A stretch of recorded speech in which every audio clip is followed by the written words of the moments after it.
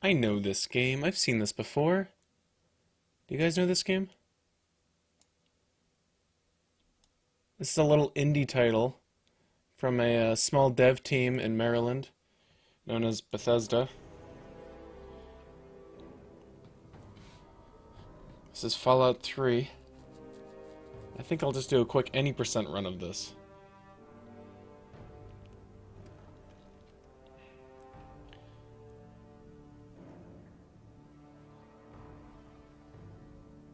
So I'm gonna actually turn on the global hotkeys for my timer real quick.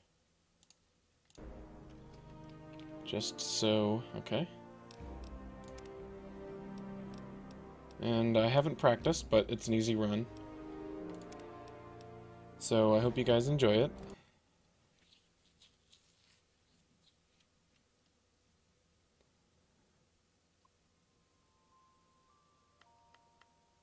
Alright, so Fallout 3, any percent, is basically abusing the quick save and quick load glitch, or just save and load glitch, where you can tell the game to do something that it really shouldn't be doing almost all the time that you want it to be doing something that it shouldn't be doing, but it is. I hope you guys caught all that.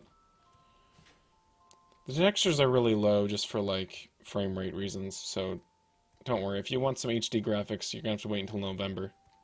Or download the great Fallout Shelter app in the App Store today.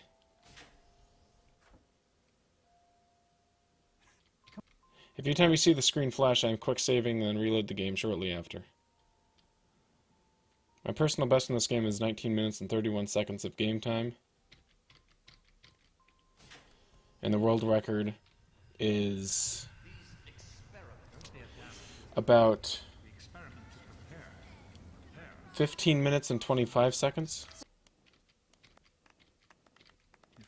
of game time. But that is because there is a new, really fast glitch discovered that is extremely inconsistent and very, very hard to get, and I don't want to waste my time to try to get it, because I'm focusing on other games for now. But before that glitch was found, the record was about 1856, so I was like, I'm not too far out. I'm like still really good at the game, so don't worry about it. If you're wondering if that's a fact or not. Whoops.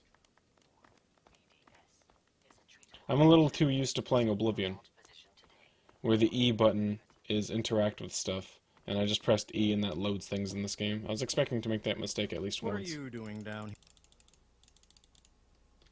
It's better to make it now. Are you ready for your surprise?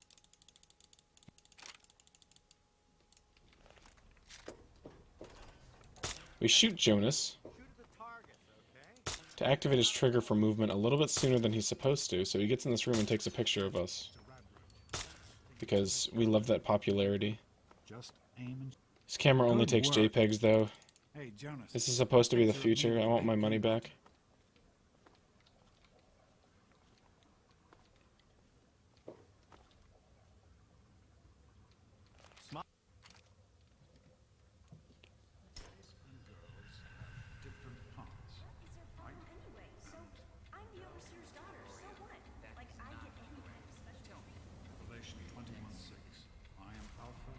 Yes, I created a custom character. Go on now. You've got a... It's the first out of bounds clip. I created a custom character where he's black.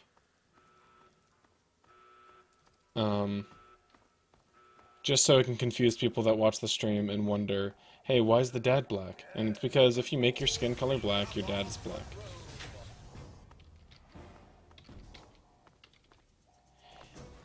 So, I'll explain most of the things during this first walking section because I got plenty of downtime. But it's just a nice thing to watch happen until then. Oh, this is something that's hard to actually screw up. It should be impressive how I actually messed that up that much, so... yeah, you guys are in for a treat. I'm gonna attempt to get the glitch. The speed glitch, just for a second here.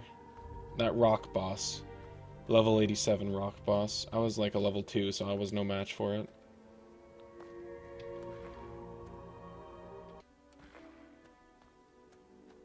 Okay, we didn't get it. I'm only giving it one attempt.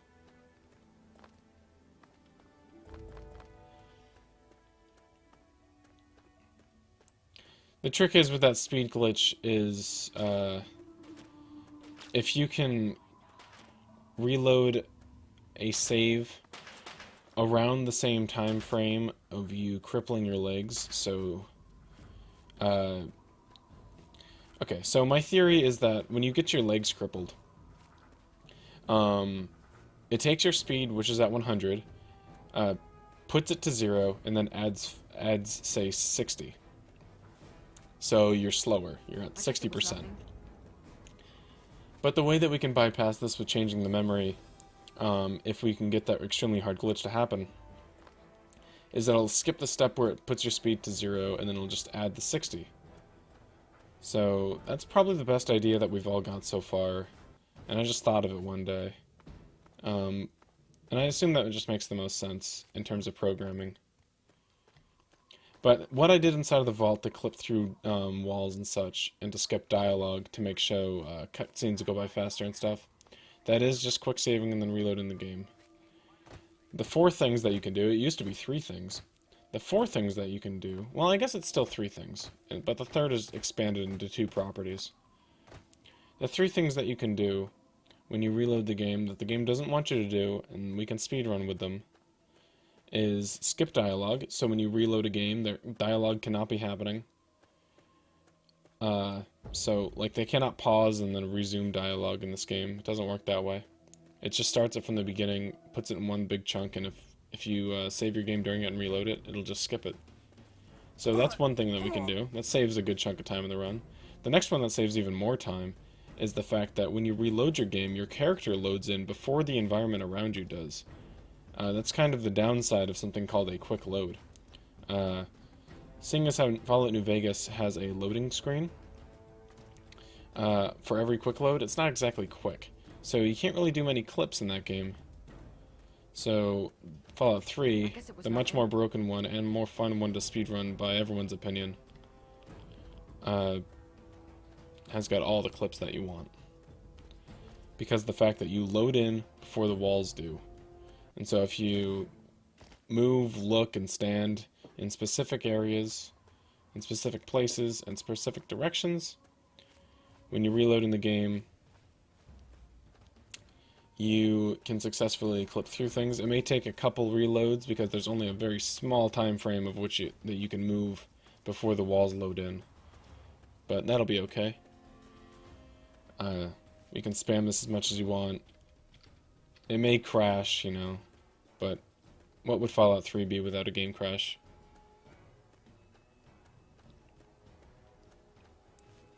So, of course, we did not take the goat. We are still 16 years young.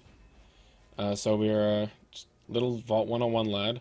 We have no weapons, no armor, no healing, so no stim packs or food or nothing else. We just got nothing.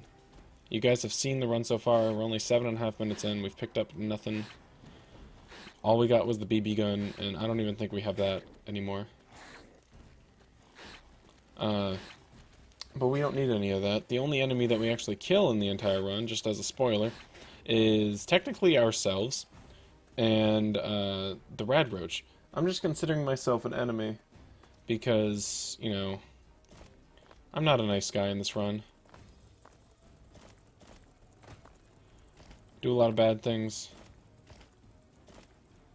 I blow up a lot of people.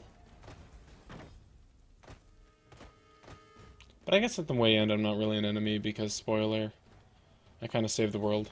That's kind of the goal for every speedrun. We're beating the game, and the only motive for beating a game taking place in a post-apocalyptic world is to save it in the first place. These are super mutants. Okay, they're gone. I wasn't planning on running this during this marathon, because I ran it last marathon, but we've got some time to fill. And Fallout 4 is coming out, so, you know, you guys will probably like it. This run will probably be 22 to 23 minutes, depending on how well the rest of it goes, definitely. I will be speedrunning this at Summer Games Done Quick 2015 along with Oblivion. Oblivion will also be later on in this marathon. It'll be tomorrow at around 12:30.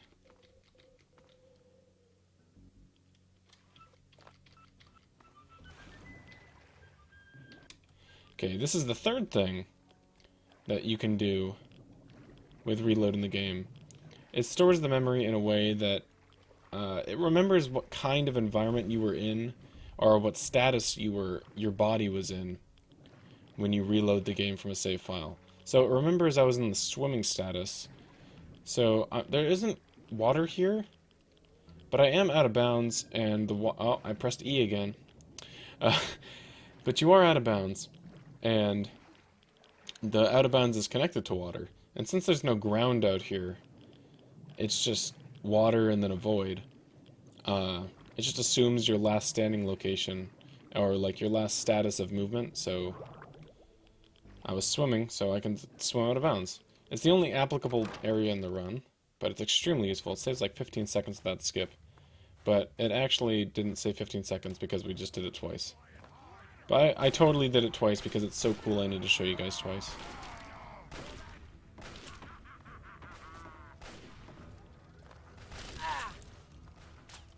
You may have seen the run from last year when we went on the right side of this hallway. Now we're going left. It's a little more exciting. It's a little bit faster. I'm gonna try to get this sweet jump over this fence. Hit! Nope. Okay. Oh, the dream is real. We went back and did it. Get juked.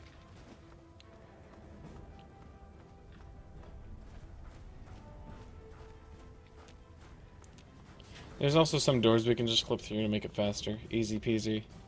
Lemon squeezy.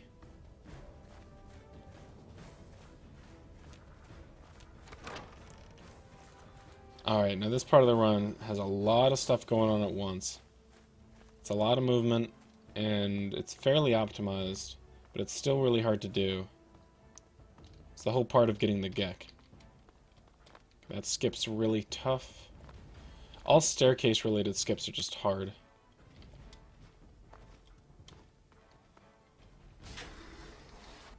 That was okay.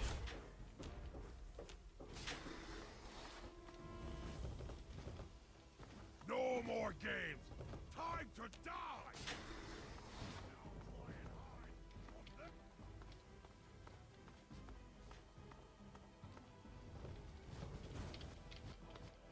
That guy was all in.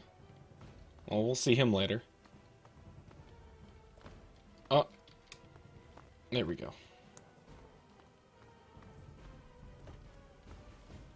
Oh.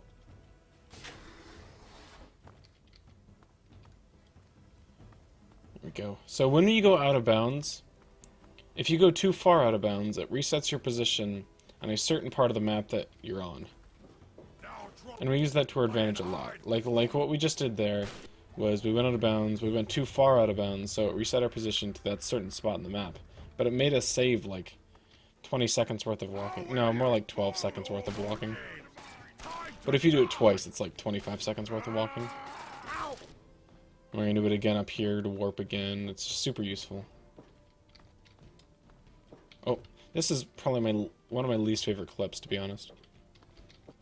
It's just unnecessarily hard, and it's fucking dumb how it sometimes just does that. Luckily I can save that. There we go. We're pretty safe from out of bounds. We're playing this on very easy also, so we probably won't die.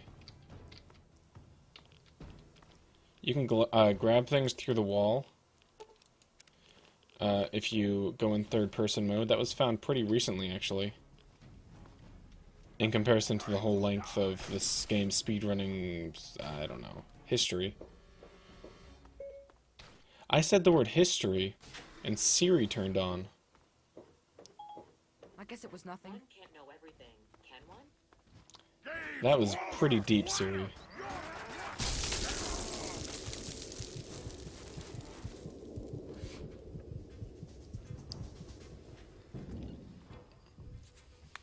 Okay, so that's roughly the first half of the run.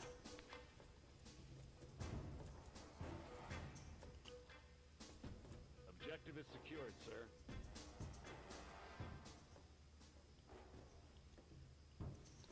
Good It's like the work. only cutscene that we got. Make sure they get aboard my vertibird. Yes, sir. I'll have the techs come down and remove it immediately. Yo, Atlas. You're certain he's unharmed? Thank you guys for donating. Still, please donate. Haven't raised as much money as nearly as we should, although we're not even halfway through the marathon.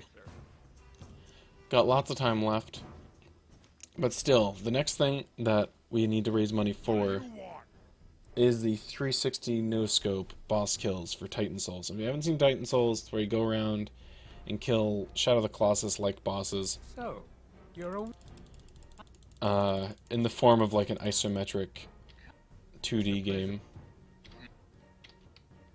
And it's really cool. All bosses the category come up, so you're gonna see every boss get killed with a 360 no scope boss kill. If you can raise enough money for it.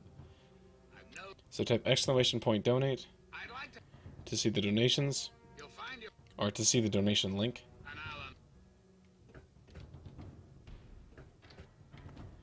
And then ! incentives.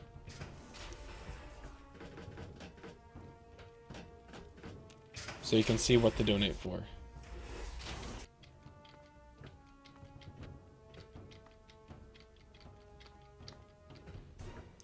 That's Tolu in chat. He'll be the one running Titan Souls. And of course, this is going to make it a lot harder for him to do the run, so it'll be funny.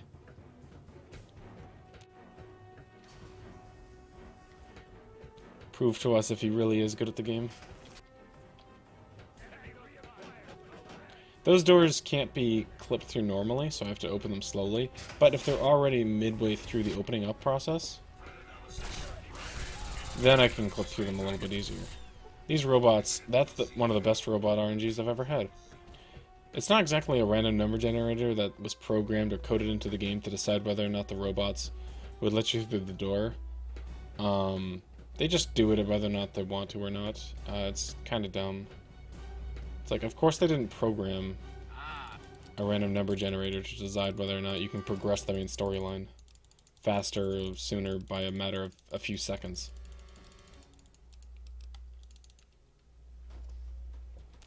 It's just weird sometimes.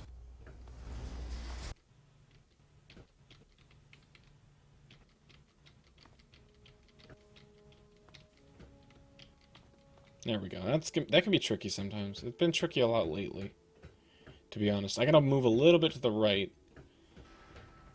By the way, we're in Raven Rock. We got the Gek, we were kidnapped, and we have to go to Raven Rock, and now we have to escape. And now we're on the way to beat the game. So we have to move a little bit to the right to hit a trigger, or else there will be an invisible wall there.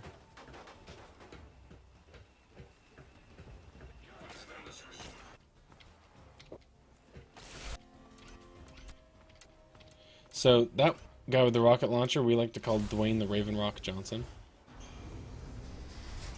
Let me just tab. Okay. I didn't want to fuck that up.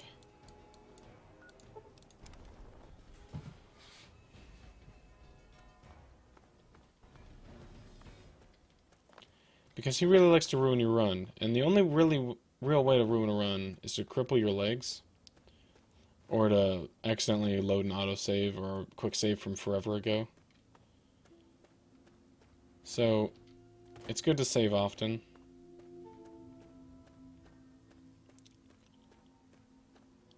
It's the second walking section of the run. It's pretty nice. I could be going a lot more optimal, but, you know, like walking in straight lines and stuff, but I might as well just take a casual look. Those guys are pretty cool. So, of course, we skip a lot of story. A lot of story. No Megaton. No Galaxy News Radio. No Big Boat Town.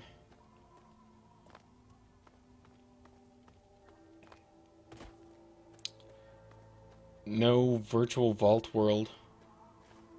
None of that. It's Vault Little Lamplight. Vault 87 or something. I don't remember the vault number. 86? 87. Raven Rock. Fast travel back to Vault 101. And then we go straight to the Jefferson Memorial. We beat the game. We actually go to the Citadel, and then we go to the Jefferson Memorial, but we don't do anything inside of the Citadel. We just stand next to it, and then we fast travel to it once we've discovered it, and it saves a lot of walking time. Because when you fast travel to a location, you will automatically go to a certain spot on the map.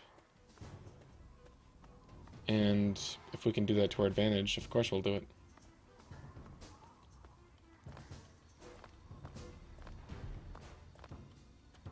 It's not many places you can do that for in the game, but the Citadel's really discoverable from far away, so it's really useful there.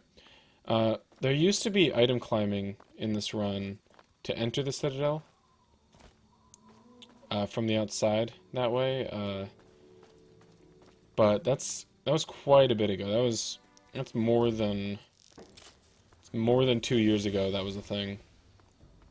So even though Goknak said that I item climb in the beginning of his Half-Life 2 run, I don't do that anymore. I experimented with it a little bit, but then when I started running this, I followed a route from the world record holder at the time known as Craft Lab, and he did not use that technique for any part of the run, because it just wasn't needed anywhere. It's not like it was a strat that he didn't use, it just wasn't needed.